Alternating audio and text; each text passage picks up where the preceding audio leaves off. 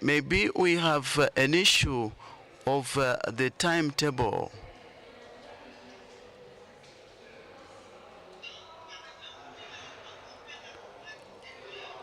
So maybe if the bank closes at 17 hours,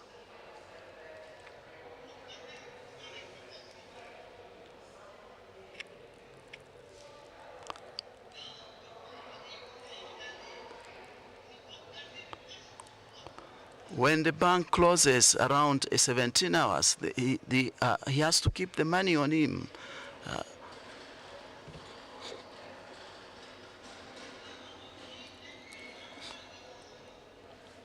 We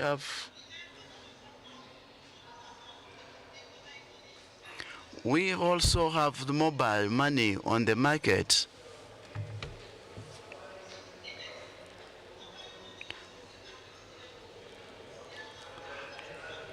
Well, it's about 80% of mobile money that is found on the market, about 80% of mobile money transactions.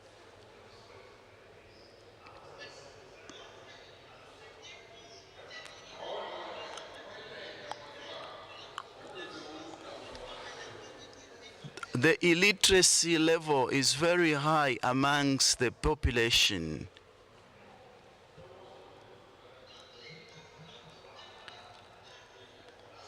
The people need to be educated not to be keeping the money in their wallets, a lot of money in their wallet, and be ready to deposit. So there is need to train the people.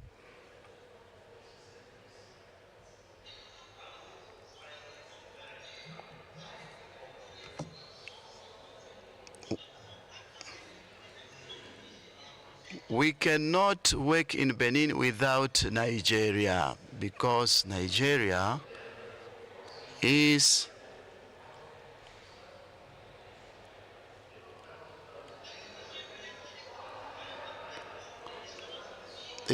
a big platform for money exchange and with a lot of resources.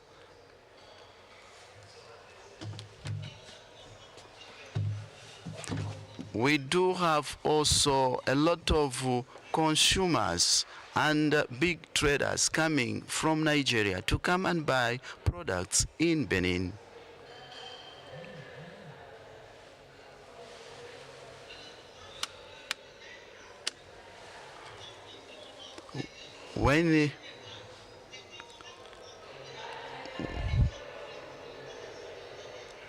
So as at now, the environment is more favorable, is more conducive for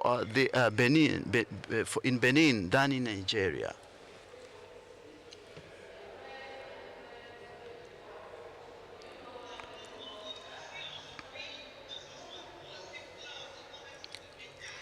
Our challenge for today, be it for the traders, the cattle traders and other traders, is to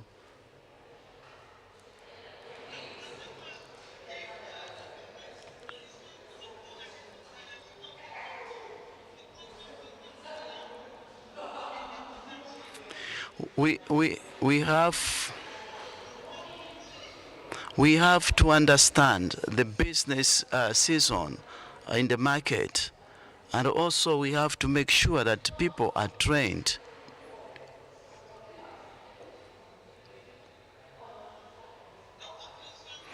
In conclusion, well, in the nutshell, this is what I can say for the cattle sector, livestock sector.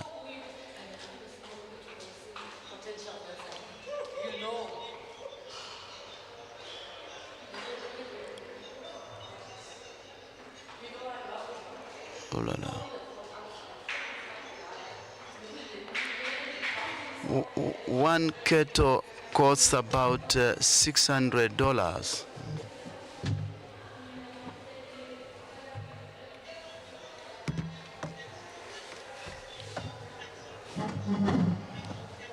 So, well, I didn't get that other part. It's quite faint. Well, can I repeat? Yes, please. About 3,000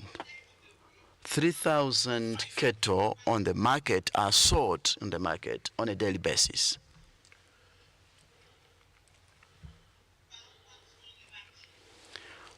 On a daily basis, and there we have 4 days in a week for the market. The market opens in 4 days, and we have on a daily basis 3,000 cattle are sold.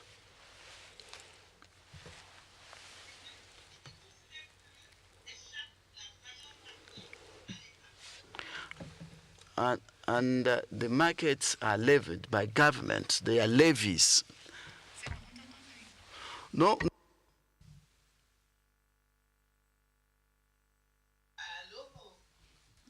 On t'entend, c'est bon, continue.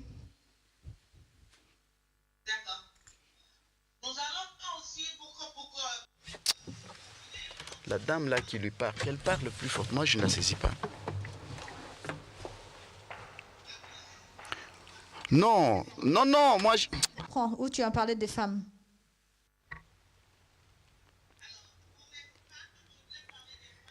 I want to talk about women as an entrepreneur woman.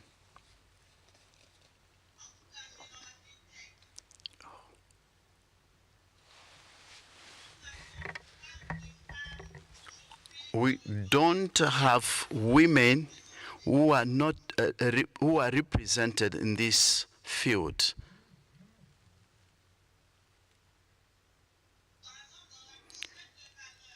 In the value chain, for traders,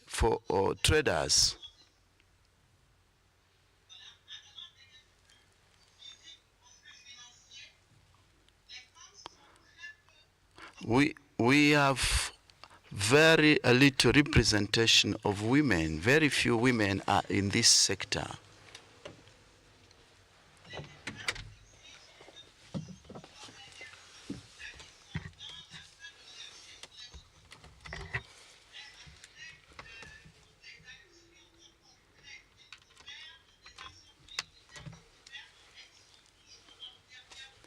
The women are always at the last position in this business.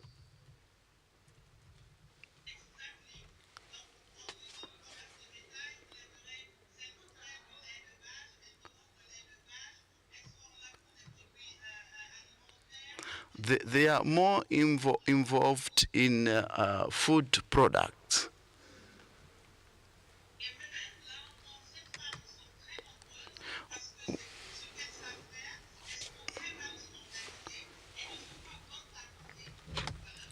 We find a lot of women just in the food products business.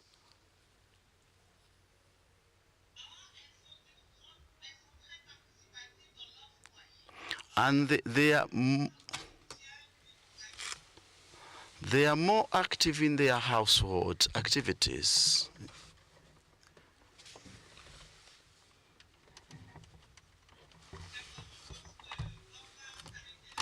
Well, I think let me stop there. I've already talked about transport. Merci, merci beaucoup. Let's clap.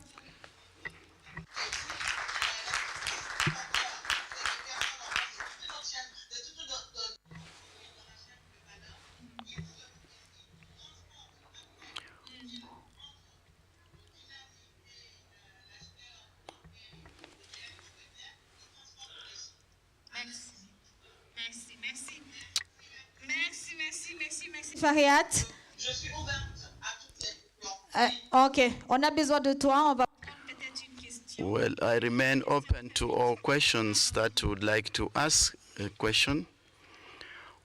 No, there's no digital payments. So, okay, no, pas de problème. Je vais te poser la question après, mais je vais simplement I want to ask you a question, and I want to summarize all what you said. Yes, everything is clear. 3,500 cattle sold. How many days in a month? 4. What are the numbers? No. C'est times per? Yes. All right. So what is the numbers? What are the numbers looking like? How many millions dollars? $2 million in cash. If you're a banker and you're in the room, there's Work for you. No, there's no digital.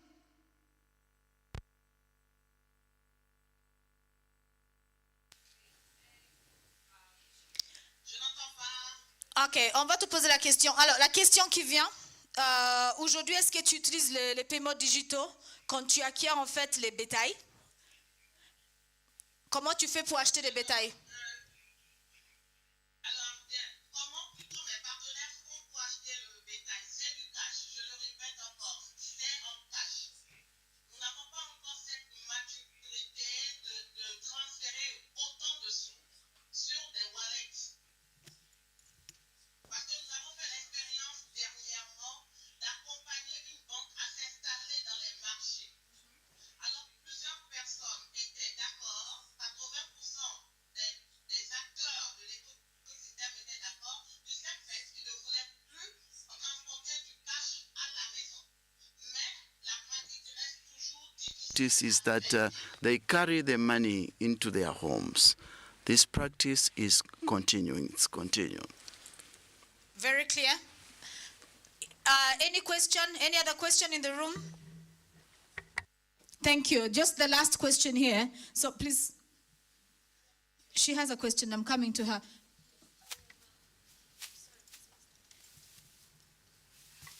I feel like this practice of having or using cash is very risk. In any case, have they experienced theft or loss of money because of this?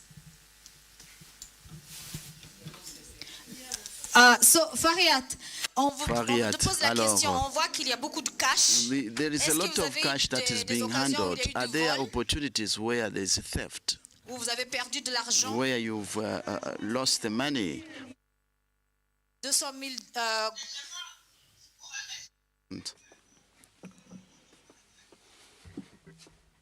Ok, la question qui est posée dans The question that is being asked is that there are security problems. Are there security problems when you are carrying cash? When you say that you carry 2,000 francs.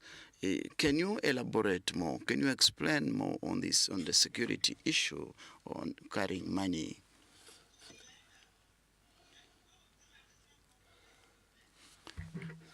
Kindly repeat the question. Are you able to hear me? Can you hear me?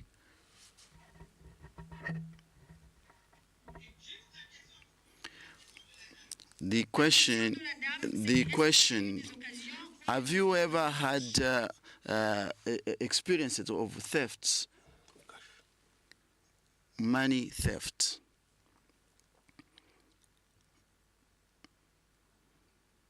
Have you ever experienced money theft?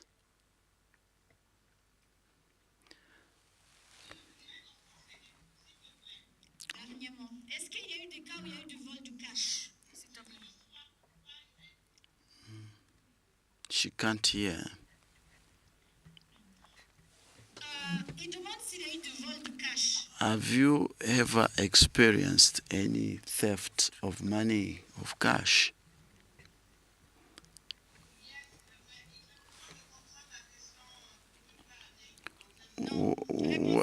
Well, Est-ce qu'il a déjà eu du vol? C'est tout. have you ever experienced any theft of money?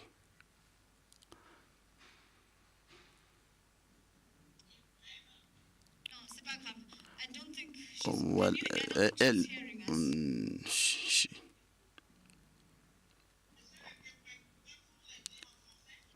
C'est de demander s'il y a eu du vol du cash. C'est ça la question. Tu as du vol du cash? Oui, Faria.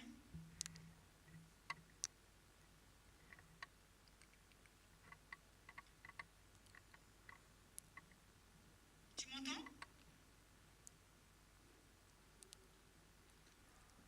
Maybe I should give feedback. Because I know how it. Ah, c'est bon, on te demande We are asking if there have been cases of theft of money, of cash.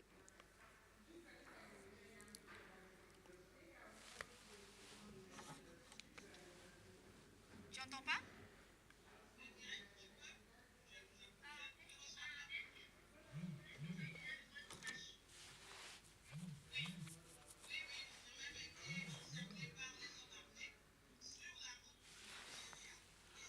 On the road to Nigeria, armed people, sometimes they do ambush.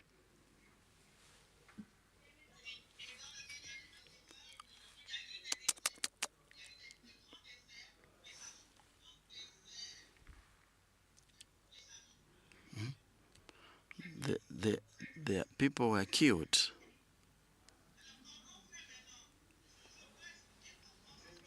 I can explain what goes on now.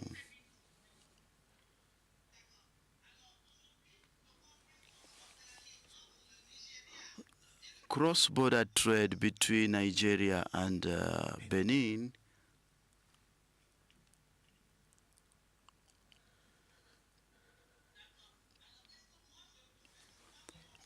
well, in my case, when I come from Benin, I carry a minimum of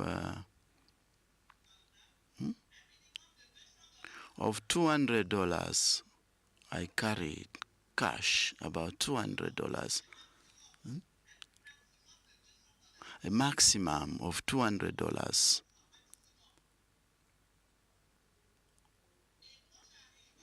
And when I reach,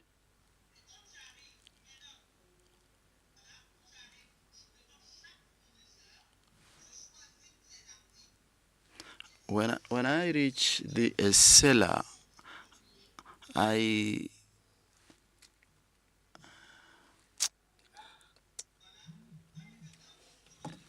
mean, I transact through the accounts.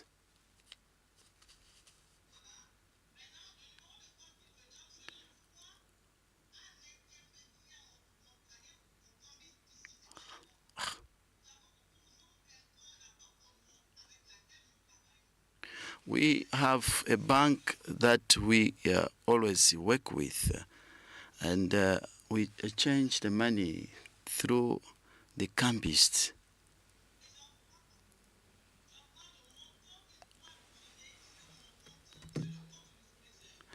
I send the money in the account, the amount of the seller who is at the border or in Benin or at the market.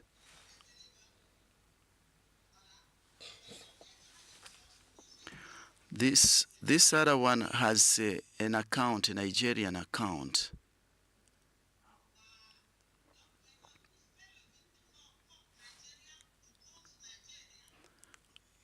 Is going to credit the account, the Nigerian account.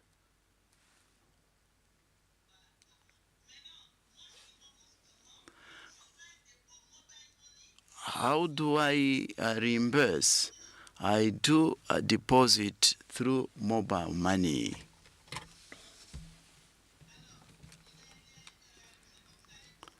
What you are going to observe, the rate goes up because it is a bank.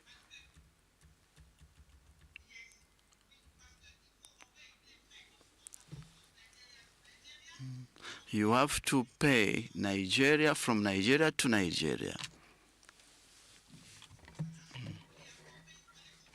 And e-wallet, MTN to MTN payment.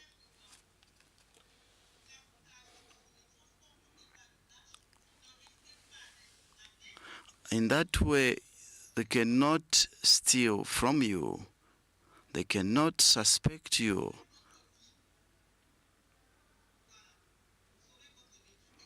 And you save your life, and we do that on a daily basis. The advantage of that system is rapid, is that it is faster, You can buy.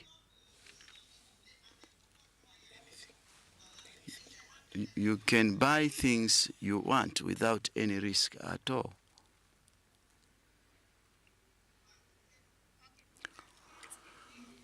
Well, thank you so much. Thank you. I think we're done with. Let's give her a loud of applause and then we can move to the next speaker. Merci beaucoup, Fariat. On se reprend après. Merci. Merci. Merci à tous. Merci, Fariat. Merci. That's very good. So we'd like to invite the next speaker, and after that, we'll have a session with MTN. MTN, I hope you're taking all the notes, because we'd expect some kind of feedback as well, and some of this gateway solutions, like we said before. So, Iman, are you there? Iman Elswadi? Iman, can you say hello if you're there?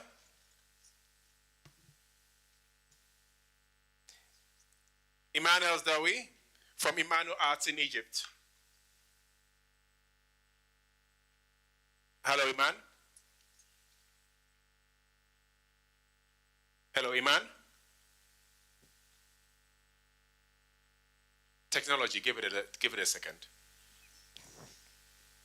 At some point, it'll be better than physical.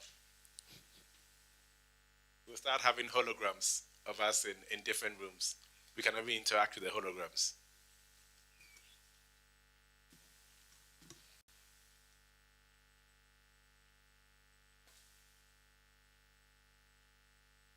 Iman, if you're there, just can you send a message? She asking.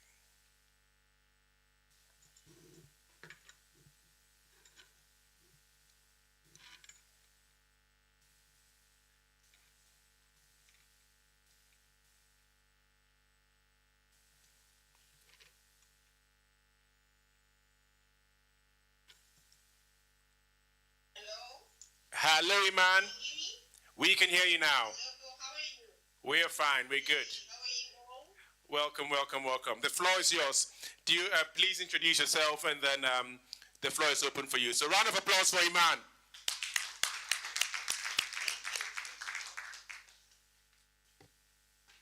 Okay, as you know, I'm from Egypt. I'm founder of company Imanu Art Manufacturing of lighting products, decoration items, and home accessories. Also, we have a special department for crafting ancient Egyptian jewelry. Okay, our products are available in several African countries such as Kenya, South Africa, Sudan before the war.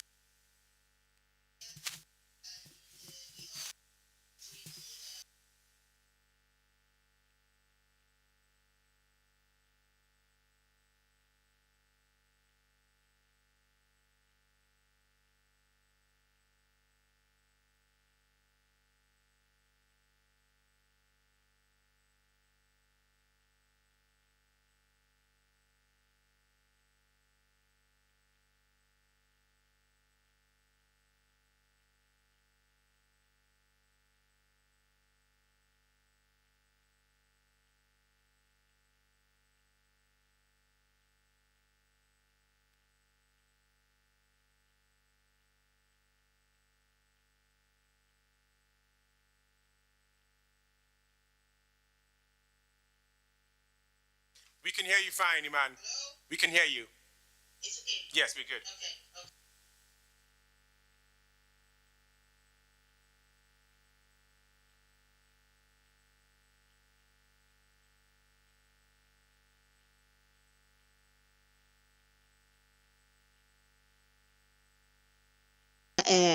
In manufacturing our products, digital payment often see customers and higher sales as seen in programs like El Cash Flows in our companies.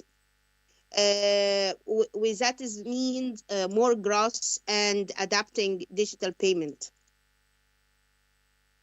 By the way, I believe in electronic payment gives confidence to both parties, the party who imports the product or the part of getting the product from the factory. يعني we can make it from many ways to get our monies via bank transfer, by digital banking. Nowadays is the application of InstaPay, okay? This all facilitated our يعني commercial deals. Also, it's grantee the importers his right to take the agreed upon goods. يعني if he pays deposit or something like that, he will get the guarantee from the bank or InstaPay to improve that he يعني transfer monies to the company or to the manufacturing in Egypt that he wants this product, and we have all documented bill and authors. Okay.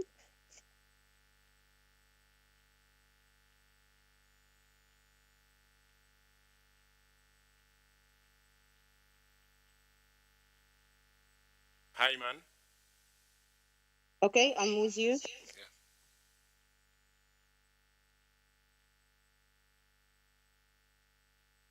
But I want to say something also, that we are in Africa, we are in one, yani, we suppose that we are one countries. Yani, African countries are near together, and yani, transport monies or goods or others is easier and cheaper than importing from China or India or others. I think India and China is the best countries for African countries to get their products and their needs.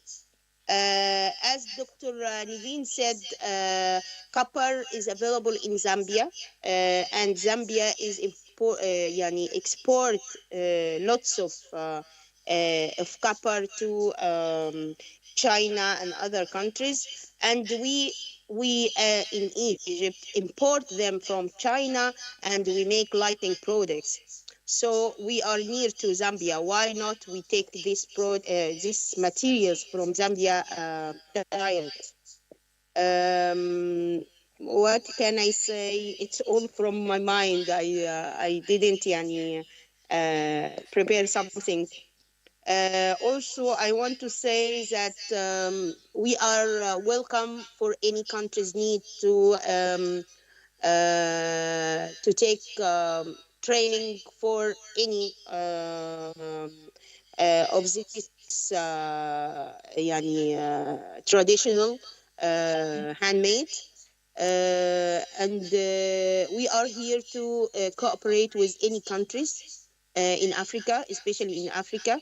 As you know, we love African countries to start to work with, and we are ready. We are ready for anyone need any cooperation. That's actually an amazing way to round off, because I think earlier on one of the participants here had a market discovery company, and they were present here, and I was hoping they could respond to that. The comment about exporting copper from Egypt to China to come from Zambia to China to come back to Egypt is actually very, very pertinent to this. I know there's a company in Egypt called El Swidi Electricals. They are one of the biggest makers of electric meters and transformers, and they don't import directly from Zambia. That is a big problem. Yes. So whilst we're talking about this, I think Iman, if you stay online, we will have one of our participants here who has a company that discovers markets, and as part of the After Digital Trade Protocol, we're looking at finding where we can source and where we can sell from. So that was a fantastic note to end on. And Yanni, I've learned a new word now.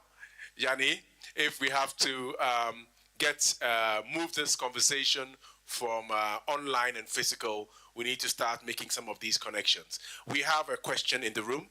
I might have to bring you a mic. Press the button.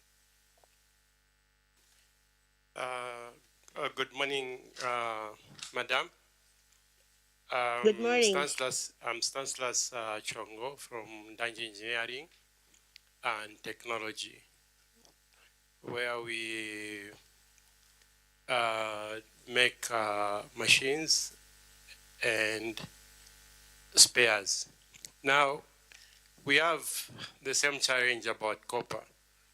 We have mines in DRC. They want to be bringing copper in Zambia. Now, the challenge that we have is one and the same. We need to open an account from Dubai for us to have that access to the mines where they can be bringing more cathode copper.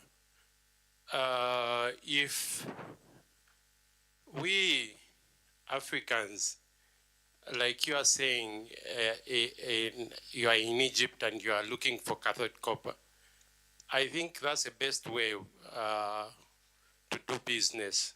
Unlike where someone, if wants to deal with cathode copper, has to go to Dubai, open an account, then come back to Zambia, then you can trade. So this is a challenge that we are having. Next week, I'll be traveling to DRC to sign some more MOU. And after we sign the MOU, the other guys this week, they have to go to Dubai and open an account, which is very, very disadvantaging us. We cannot do direct business without China or these other guys from outside Africa. Now, is anybody here angry? If you're angry, say no. Say no. This shouldn't happen. No. This shouldn't happen. I mean, I don't know. Are you angry? You know, in the Bible, it says have righteous anger, the kind of anger that makes you change. You know, that the kind of anger that makes you want to change something. You know, I have goose pimples behind my ear now because I'm so angry. Why must you go to Dubai to open an account to get something across the border? Yes, you are right. Yes. Yes. You know, I think it's very, very difficult, or it's very complicated to make this trade between me. If we said Zambia, it's why go to Dubai and bring my products from Dubai? Why we don't have a direct connection between us? I think Zambia is a COMESA tariff, which is zero tariff. That's right. I think Zambia has a COMESA agreement. I think that is correct. Yes. For example, no. I said it's for example, not especially copper. I think in the trade agreement between African countries, we have a lot of agreement which we will not pay taxes or tariff or whatever. Yeah, I think for COMESA, there's a zero tariff. I don't know whether it applies to copper, but can anybody confirm this? Is anybody in the...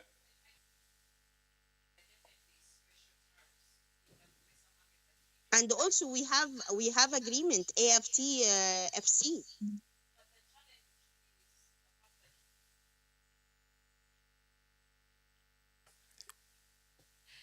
You know, both the Central Bank of Egypt and the Central Bank of Zambia are part of the Central Bank group of COMESA. And I'm trying to understand who requires that you open an account in Dubai in order to buy copper from DRC. I can answer part of that question.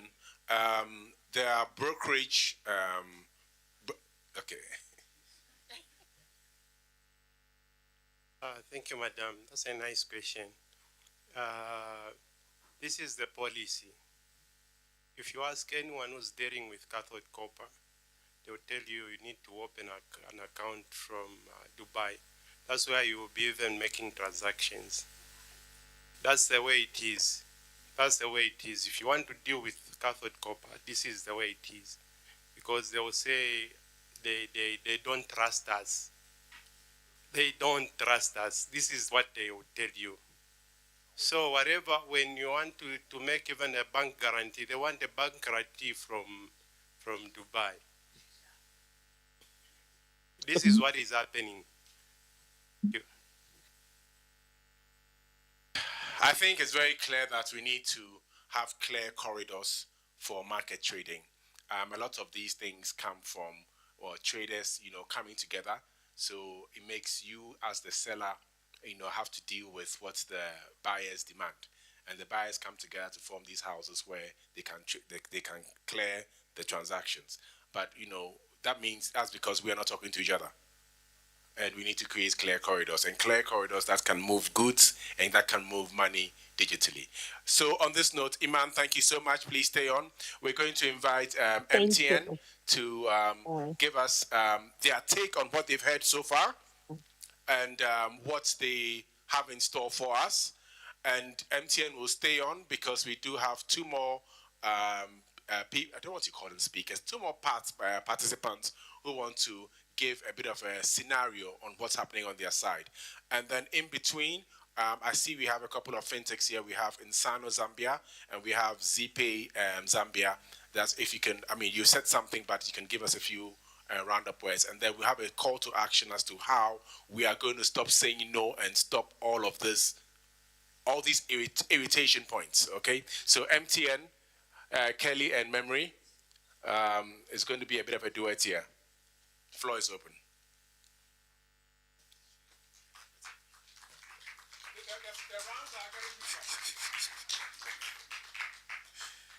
Thank you. First of all, I'll start by saying, as MTN, we are happy to be here. We're happy to be part of the conversation, and I think, based on what we've heard, we've figured out a lot of gaps where we are not meeting some of the customers that we're supposed to be serving, particularly with what Mandy said. And I'll just start by saying, I know you know MTN as mobile money, but we've sort of pivoted to call ourselves a fintech. Some of our partners that we deal with, the likes of Insano, they know MTN, not only in Zambia, but across our multiple opcos. MTN operates in more than 13 African countries. So it's safe to say MTN is a Pan-African country. With that, we strive to save consumers, merchants, and large corporations. So just to break it down a bit on what we term as small or micro business to medium in the MTN sphere is, all of you know you've got what you call the booth across the road, the agents where you go to do your cash in, cash out. Those are our main pillars of our business to mobile money. The way a bank has a brick and mortar, those are our brick and mortar, and our business really hinges on that. Just to make you understand how important they are not run by MTN. Those are small people or small business, apologies for using small people, micro business owners who have put up their own capital to support the business. But with that, despite that, they're supporting the core mobile money business for MTN.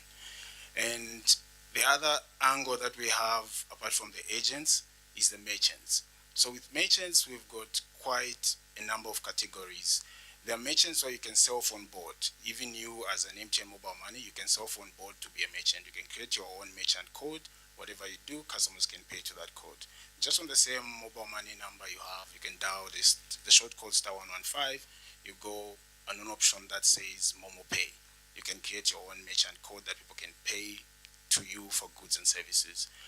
On a bit of a larger scale, we have corporates that come to us. They register merchant wallets where they can receive funds for their goods and services. They can also disperse funds to their customers. For instance, we have farmers. You have a farm, you've got workers who work for you. You want to be able to, for instance, pay salaries to their mobile money wallets. We have that facility. We can give you an MTN partner portal. Thank you. An MTN partner portal where you can load on your funds, upload their phone numbers, and by the click of the button, you pay their salary. So those are some of the innovative products that we have around with MTN Mobile Money, as we call MTN FinTech now. So our products range from payments, e-commerce. E-commerce is another angle that we are piloting in Uganda, Ivory Coast, and Ghana. So we've got a site is africa.momo.market. I hope I haven't messed up. Should be market.momo.africa. So that's sort of an e-commerce platform that we are piloting in those countries where different merchants can put up their goods and people pay for them on a local scale, but it's not yet cross-border. Hopefully when we learn the complexity that comes with cross-border, I think all of you have been in a position where you're trying to purchase goods from another country, and there are a lot of logistical challenges we've heard from Our Lady as well. So hopefully the lessons that we learn from Uganda, Ivory Coast, Ghana, we can pick them up for Zambia as well and launch that e-commerce, learn more, pick up more cavities from that, as well as integrate it for cross-border payments. That's one angle. We also have services such as lending, savings, which my colleague will speak a bit about because that's a pillar that she looks after. As for me, the other pillar that I look after on MTN, surprisingly, that's why I had to take a whole page of notes when Mandy was speaking. I look after international remittances on MTN Mobile Money, as well as services such as bank integration between mobile money platform and MTN. So with international remittances, I think you can check MTN provides more corridors or countries compared to our competitors here in Zambia. You can send to about 18 countries so far from your mobile money account.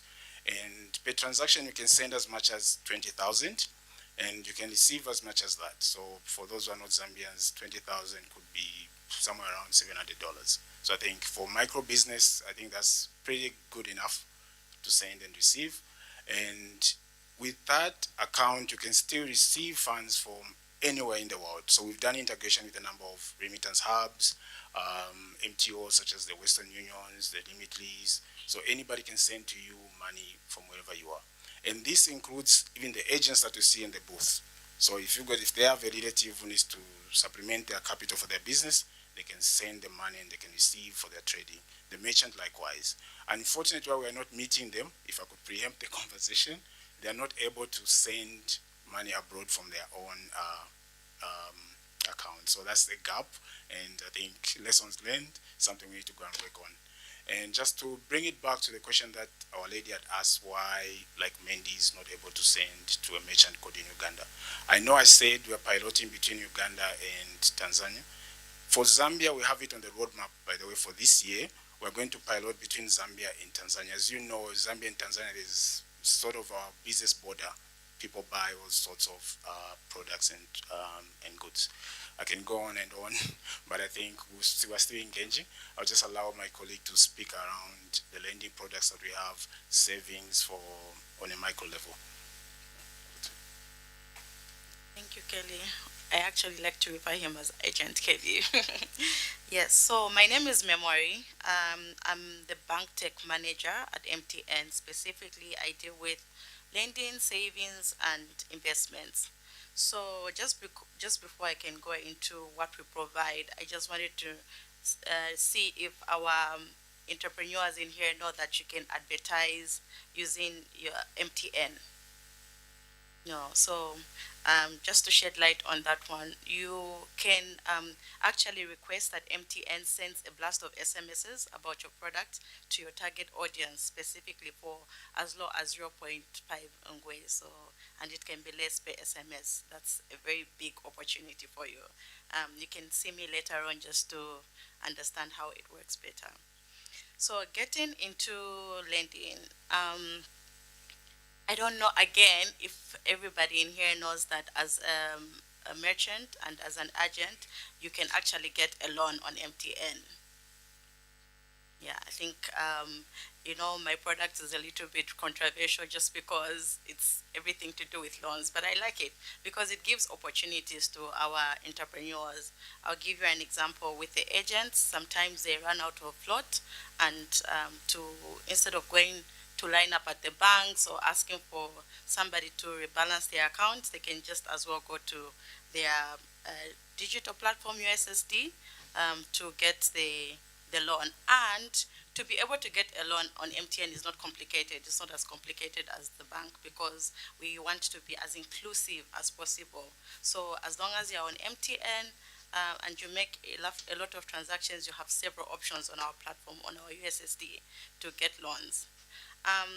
So we would like to proudly say that 30% of our loan customers come from the rural areas. And just a few days ago, I was in one of these rural areas, and surprisingly, my lady from Livingston can attest to me. I was very shocked that most of the people there don't even know they can get a loan in the first place. So yeah, it's a gap on our end because I see that there's a lot of gaps in the market where customers don't even know the opportunities that they have on our digital platforms. They can get all the services without even being worried about having documentations or collateral or anything that the bank will request them to get. So I think it would be this is a great opportunity for us to spread the message out there. Check all your services on the app. You will be shocked that you can even save. I think that most of us are worried.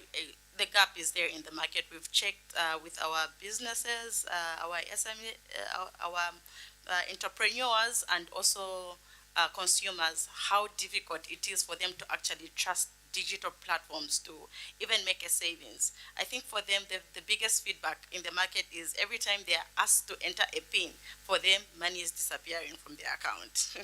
Unfortunately, I think that this is a huge opportunity. We also have products that are specific to cohorts, communities. We have my partner from Sano, maybe will shed more light if at all she's going to have an opportunity to come here. But we also have products like village banking. Very amazing product because the feedback that we've had from the meeting, from on ground is that people can't trust that service anymore because we've had instances where people have had their money stolen because in the name of trying to save with the community. But then on MTN, you're able to access your village banking. Everybody in the group is able to see the balance, and before anybody can withdraw money from there, there's going to be three approvers to actually approve that transaction. So it saves a lot of it actually saves us a lot of issues when it comes to how secure our money is. So we are also interoperable. We have partnered up with a lot of banks because banks are also providing several other services, even for everybody who doesn't have collateral or are not bank worth to get a loan from the bank. So we are actually providing bank loans through our platform in the name of lending partners. So we usually get into tripartite agreements where a bank is a financer, and then we have a tech partner who has got a license to lend, and then we use our platform as a marketplace in order for them to actually disperse their funds to the end user. So we are happy to say that we have over 90,000 agents on the market. So we are playing a very big role in ensuring that we have access to our products and we are inclusive to everybody. So if there are any questions, I'm happy to answer. I think there's a question online. I'm just trying to reach that question. But in the house, do we have questions? Because I know there's a lot of interest in cross-border, and Zipe did speak about it. Before I come to you, we also have in Sano, Zambia. And are you also in the space where you're enabling cross-border payments? Is there something you're collaborating on? Because one of the questions we're going to put to MTN is, what are the kind of collaborations you're looking at to achieve some of the pain points MSMEs have? Thank you, Alex. So, as you rightly mentioned, this is something that we are very much interested in. As you know, Insano is in other markets aside Zambia, and in other markets, cross-border remittances is one of our strong suits, and so it's something that we are trying to also pick up here and introduce, of course, with collaboration from telco partners. So that's something that we are in talks with them, both inbound, outbound, even looking at things around merchants payments and all of that. So we don't have it yet, but it's something that is in the works and discussions are ongoing. I think we'll come back to ZP and Insano again because we want to have a clear roadmap because this is something I know Mandy needs and a few of our people online also need. Can we have the question in-house? Okay. Good afternoon. My name is Violet Sonakaponda. I speak up. Can I use that? I think so.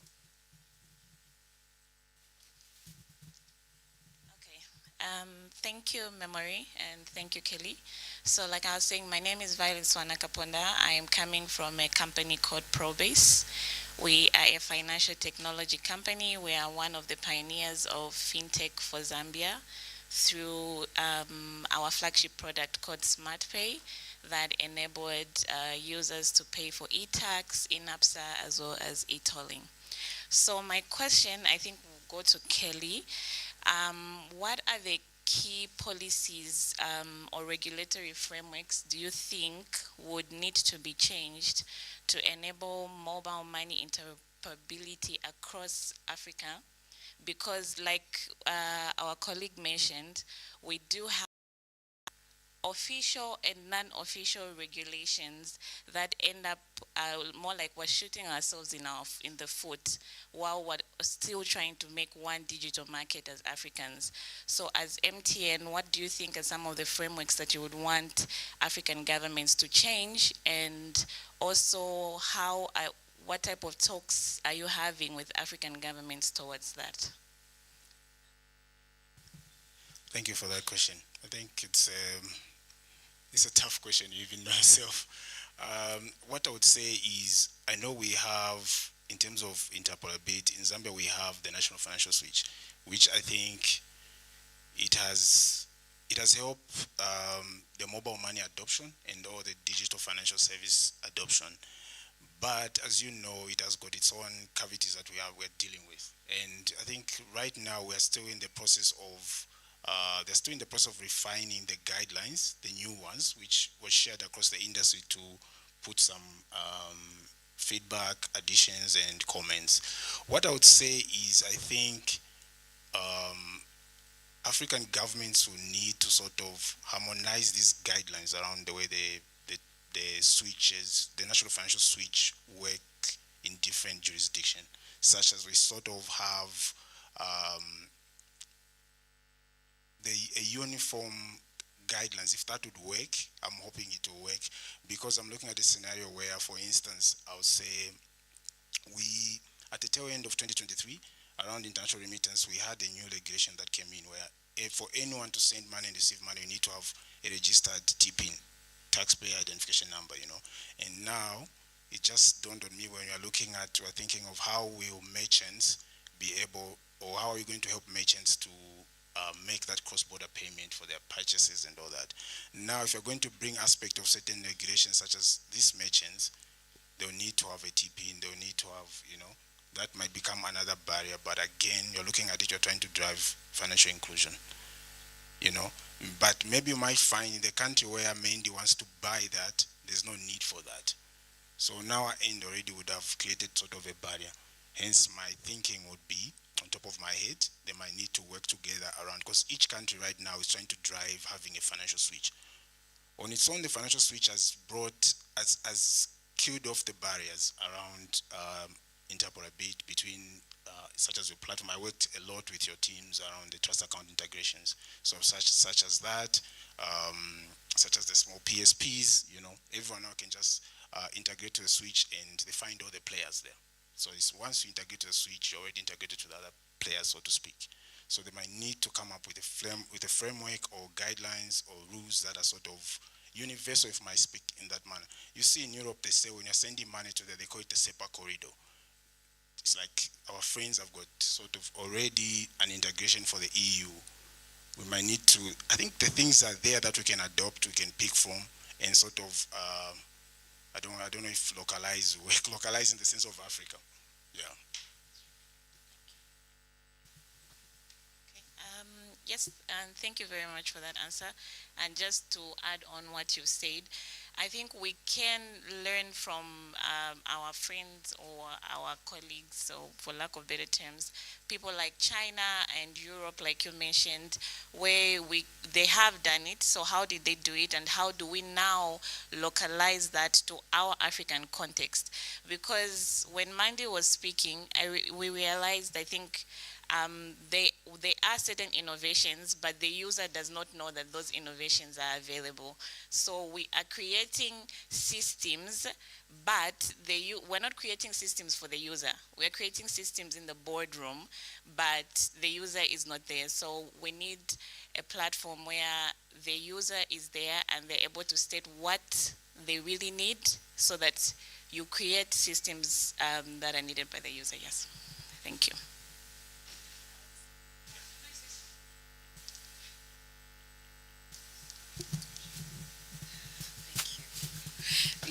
Let me come up front. Nshuti, we are here at the AfCFTA Digital Trade Forum. How many of you have heard of the protocol on digital trade? Nobody. Okay. So in 2022, the interoperability you're talking about, the coming together you're talking about, we started doing it as a continent. In February 2024, the presidents adopted the protocol on digital trade. Last February, they adopted the annexes to that protocol. Among them is one on digital payments, another on fintech, another on cross-border data sharing, another on, there are 8 of them, emerging technologies, AI. So the continent has united and agreed we're going to interoperate to enable digital trade. Usually, of course, it took us 18 months to do this work. I've felt every single pain of that, because I was pregnant at the beginning of that process, and my twins are 21 months old as we try to execute this thing. Needless to say, this protocol has taken me away from my babies a great deal. So you can rest assured that we have come together. The question is how we execute that in practice. And that's the purpose of this conversation. I was listening to Mandy, to the young lady from Benin. Similar challenges. I listened to the lady from from Egypt, and I could see she has goods to sell to Mandy. And maybe, I'm sure, there are goods that we can sell, like the copper, from here to Egypt. The policy process takes a long time, but from what I hear today, we can't take a long time to solve problems. Remittance is not a viable option for cross-border payments. At least today, I have fully affirmed that from these conversations, because you can do all the fintech possible. And in fact, we need the fintech. There are 1.4 billion Africans on the continent, without counting those in the 6th region, that is the diaspora, outside of the continent. All of us are looking to pay and be paid somehow. Sending money is expensive. So the protocol on digital trade, particularly the annex on cross-border digital payments, should solve for this. But our goal as Better Than Cash Alliance, in our partnership with the AfCFTA, is that if the payment is not better than cash, there's work to be done, right? And I've heard that today. From a government, what we need to be doing, we have done that. Practically speaking, you mentioned you have 90,000 agents. What's the population of Zambia? Okay. 90,000 agents. But those agents are cashing in, they're cashing out. But Zambians are paying every day in the markets, in the supermarkets, wherever they are going. Is the agent the solution that we need for digital payments to be better than cash? Is the remittance that costs that small trader or who has already small margins a viable option? Is it really better than cash? Or like Mandy does, I'm gonna get my runners, give cash here, and then they get run on the other side. That time poverty that it takes for Mandy to get her goods, sometimes they don't arrive. That's what we need to solve for, and we can't wait until next year to solve for it. So practically speaking, we've listened to each other. What's the one, two? What can we do realistically that by the time June rolls around, Mandy is able to order her goods online without needing to call a runner? That your fintech solutions truly collect every payment possible, but a payment, not I have nothing against remittances. They've definitely been a fantastic solution. We no longer have to put money on the bus to go to the village and vice versa. Lots of progress, and Africa is the pioneer on that. We are also the only ones that have cross-border mobile interoperability. India, with all the progress they've made, are yet to do that.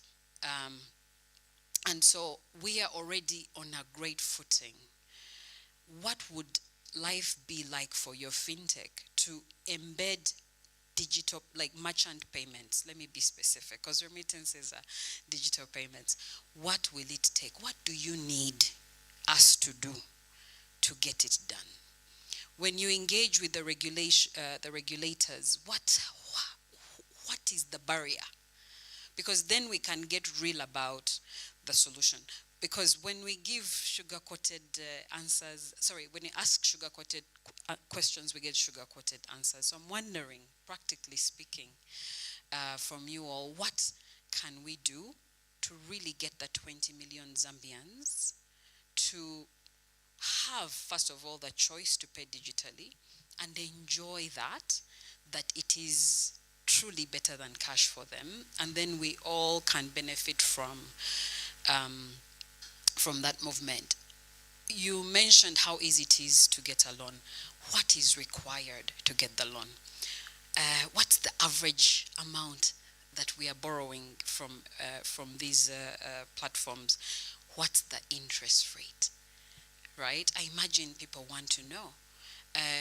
How do we get every one of the 20 million Zambians to really be aware of the various solutions, whether mobile or bank or fintech, that can really transform their lives for the better, such that at the next Digital Trade Forum, or hopefully long before that, the story is different for Mandy. The story is different for, what was her name from Benin? Because now that has my head boiling. What is that? It would be great to, the policy and regulatory work, we're going to solve that. Hopefully we'll solve it before the end of the year on that harmonized policy. But the countries, all those that signed the agreement adopted this. 54 out of the 55 adopted this. We agreed we're going to be interoperable. We agreed we're going to passport fintech licenses from one market to another. We are going to set standards that say this is the African standard to get a fintech license. And with my license in Zambia, I should be able to go to Rwanda and get customers because there is that trust that we have built. So what will it take for us to build that trust and really get 90? How many merchants do you have? Beautiful. What's the active rate of those merchants? Do we know? Sorry to put you on the spot. How many of you from Zambia have the Momo code to sell your services? Nobody. So you do the P2P.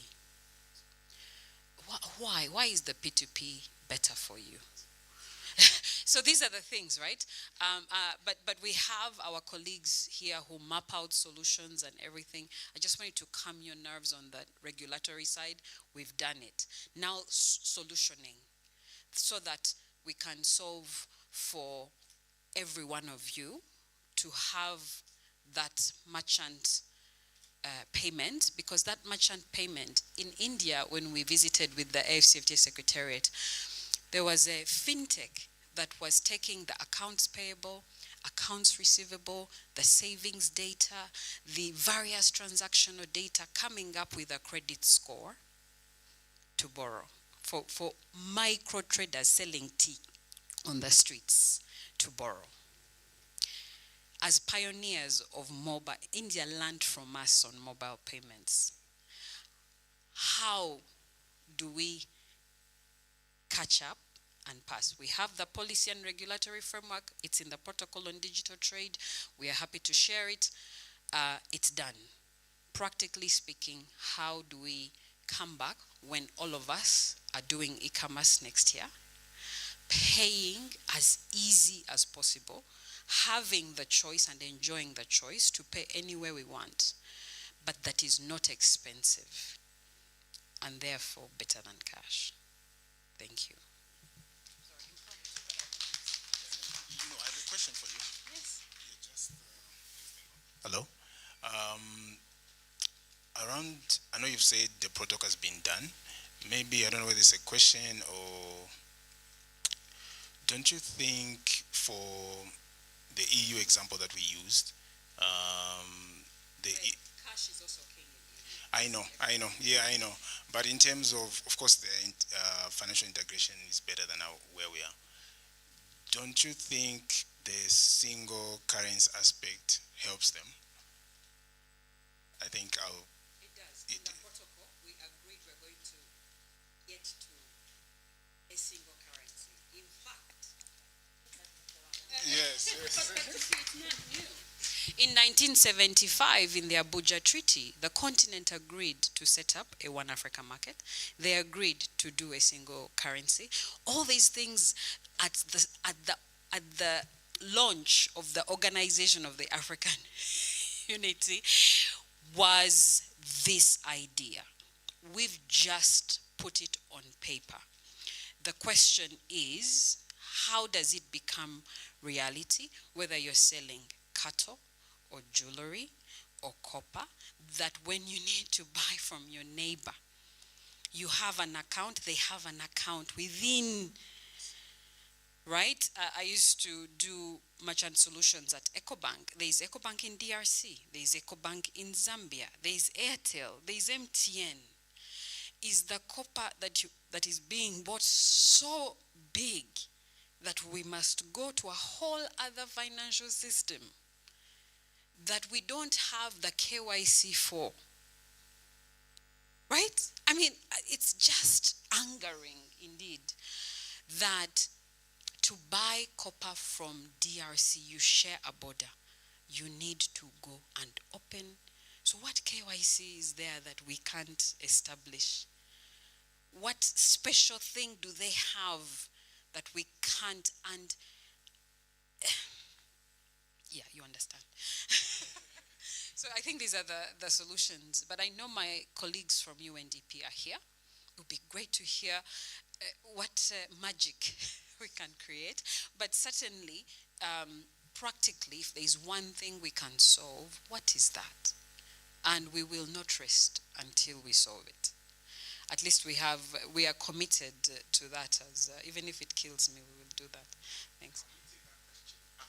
Because we are far on time, so we want to invite Salome from UNDP. I was looking at the wrong person. Yes, we are short on time, and we're hoping to close by 1 o'clock, and it's 1:30 now. So we want to invite UNDP to give some comments, and then we'll round up with a call for action for all of us. Don't just look at the tech providers. Thank you so much. I appreciate this opportunity that we've been given for us to also provide our take in terms of what we are doing to contribute to promoting digital trade. So my name is Salome Nakazwe from the UNDP. I work under an accelerator lab unit, and I'm head of solutions mapping. So for the UNDP, I think maybe for a few who may not have known what it's about, it's a development arm of the United Nations, and stands for United Nations Development Program. So basically, the interest of the UNDP is to support particularly around issues of sustainable development. And in doing that, we do a lot of focus or a lot of work around poverty reduction.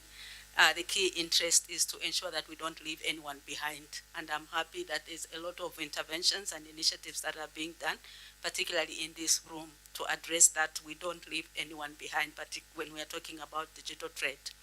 Then there are also work that we do around governance and peace building, climate and disaster resilience, as well as inclusive development. Now, particularly of interest around my focus of work around the lab that I've talked about. This is an initiative that has been introduced to support work around innovations. And this is recognizing the fact that as we are moving forward as countries, there's a lot of initiatives that are coming up. And sometimes in unusual places where, for instance, big agencies don't look. But you find that there's a lot of initiatives coming out from there, which are initiatives which need to be given that support to contribute to how we are making progress, particularly on the Sustainable Development Goals, which is the interest of the UNDP.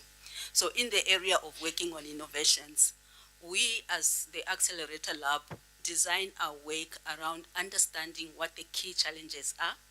We do the sensing.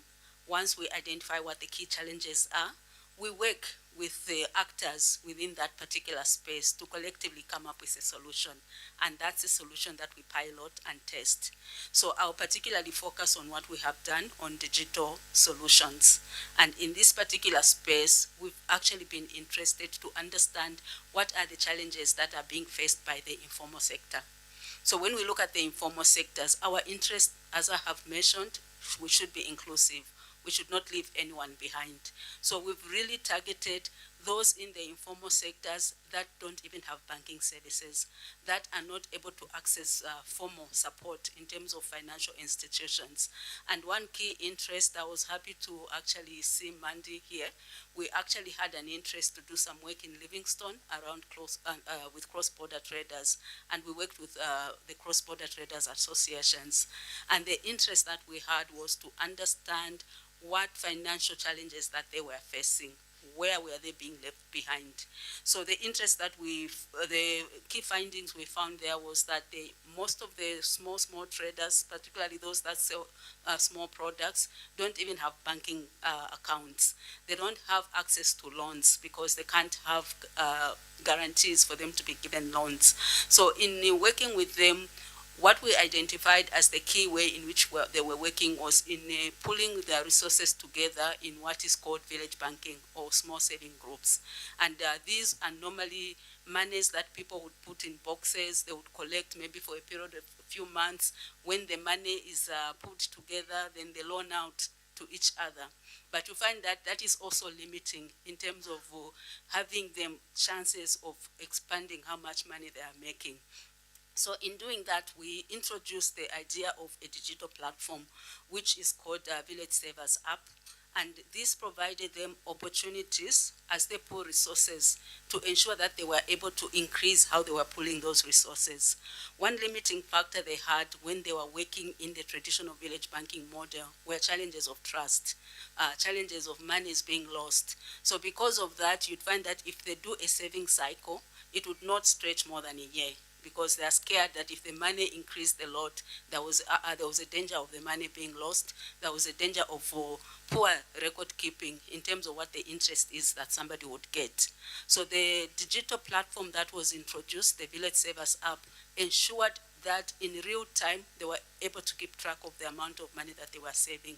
It literally calculated the interest for them and how much money they had, and also encouraged for them to use digital services like MTN, Airtel, where you could put your money so that you don't have one person holding the money. So this increased trust encouraged them to save more, and at the same time also created some kind of what we'd call credit history, which became attractive for formal institutions to say, we can actually work with this kind of groups that are managed in this way, because they have the resources that we can, they have the record that we can use if we're talking about maybe giving them higher loans and all that kind of stuff. So it was quite a success story, and it was a pilot that actually proved that informal sectors, particularly the women and the youth, can be trusted to actually participate in financial transactions, and they can be trusted to actually be able to make use of the services that they are being given and increase their businesses. Now, also on the other aspect, and I think which is also interesting when we look at the after service, the after that is coming up, is that within the UNDP at the regional level, we've also been looking at how we can mobilize particularly the youth resource in terms of getting them to contribute to what we are doing in key specific development sectors. So we have set up an initiative which we are calling the Timbuktu Initiative. So this Timbuktu Initiative, I think for those who have done history, we understand what the Timbuktu means, which was basically, I think in the traditional past, a very large trading center. So we are trying to support the creation of a Pan-African trading center. And this is supposed to be done digitally, and that's the interest that we have. But also in specific sectors that each particular country contributing to the platform would actually be able to lead on. So for instance, we have, at the moment, we have 10 of them that have been identified around issues of health tech, around issues of manufacturing, around issues of creatives, around issues of mining and technology, of fintech. So these are spread out in different countries across Africa.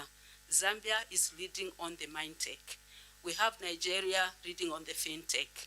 We have Rwanda reading on the health tech, and just like that, Egypt on the manufacturing across Africa.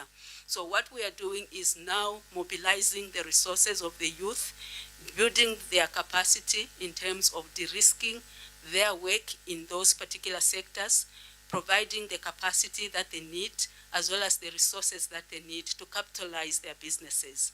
So once that is done at the level of the Timbuktu hub, the idea is to link them up to the markets. And we are looking at Africa as the market to begin with, because we know that as a continent, we have the resources and the capability to actually support businesses that are being led here, that are being developed here, and that are using the resources that are in Africa. So once we have this chain of businesses running, the AfCFTA becomes a very good platform to actually ensure the success. For instance, we are talking about mining and technology. We recently did an innovation call where we have received about 350 innovative solutions that can contribute to the mining value chain across Africa. So when these youths are identified and they are given the resources that they need to grow their businesses, they're going to be spread out in Africa. They will not just save their country.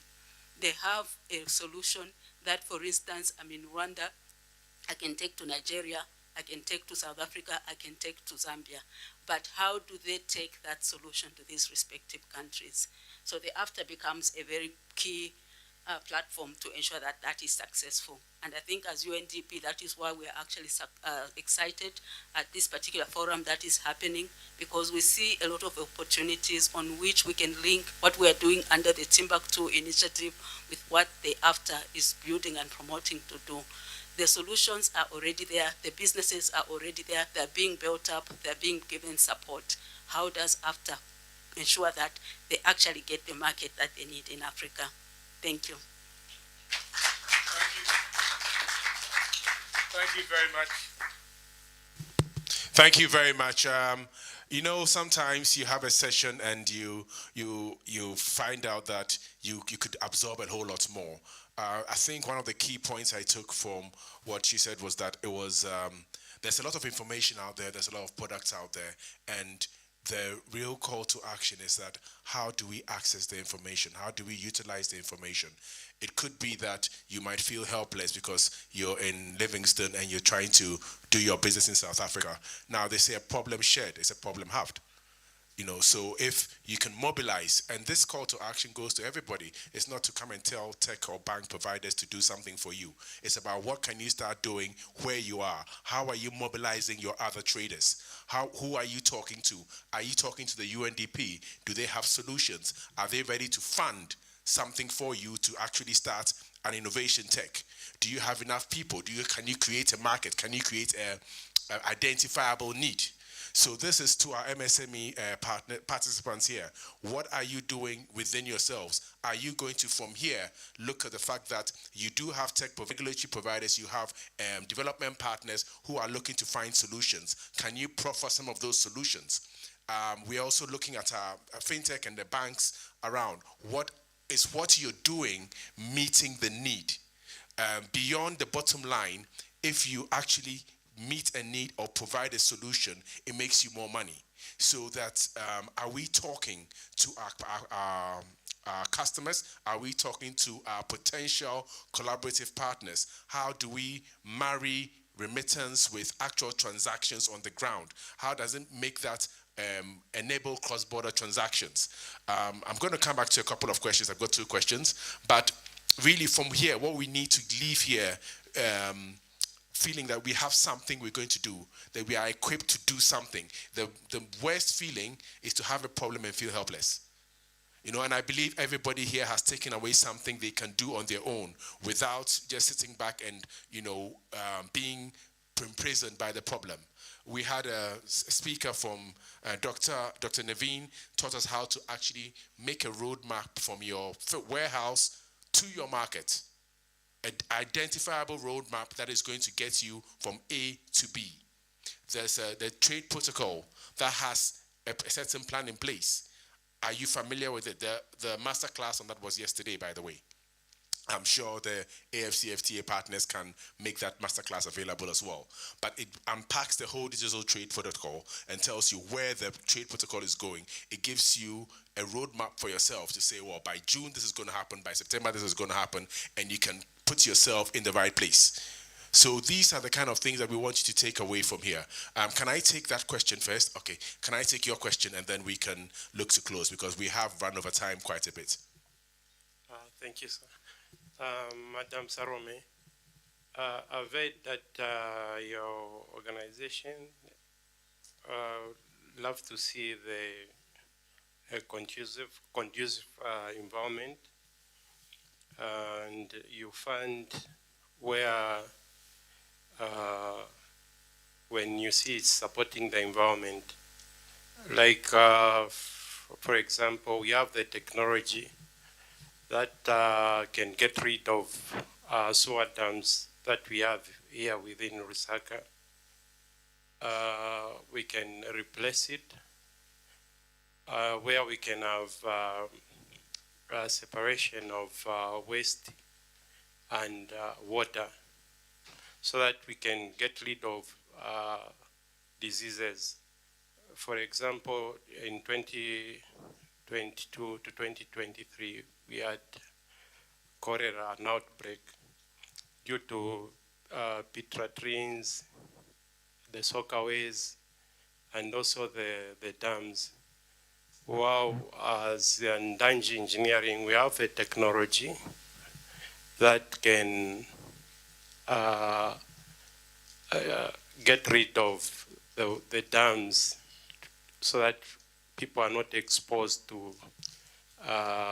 Sorry, so can we pick this up with Salome directly after this so that we can, because that is on a MindTech solution, so that between, and luckily you're here today, you can have that bilateral discussion on it, because they have actually introduced they've received 350. Are you still collecting innovations, or you've closed it? Okay, but maybe a little late to get in, but then I think you can still make the pitch. So, ladies and gentlemen, I'd like to, on behalf of the Better Than Cash Alliance and our host, the AfCFTA, like to thank you so much for coming. Please ensure that, we still have some tea outside there, I believe, but please ensure that after this session, you make the right connections. I do realize there are quite a wide range of people here. We have a market making company here. Please talk to people, exchange cards. Thank you so much again, and thank you so much to our esteemed speakers and participants as well. MTN, thank you so much. UNDP, thank you so much. Our speakers online and our hosts, our AfCFTA. Thank you so much again for coming. Thank you. Round of applause for yourselves.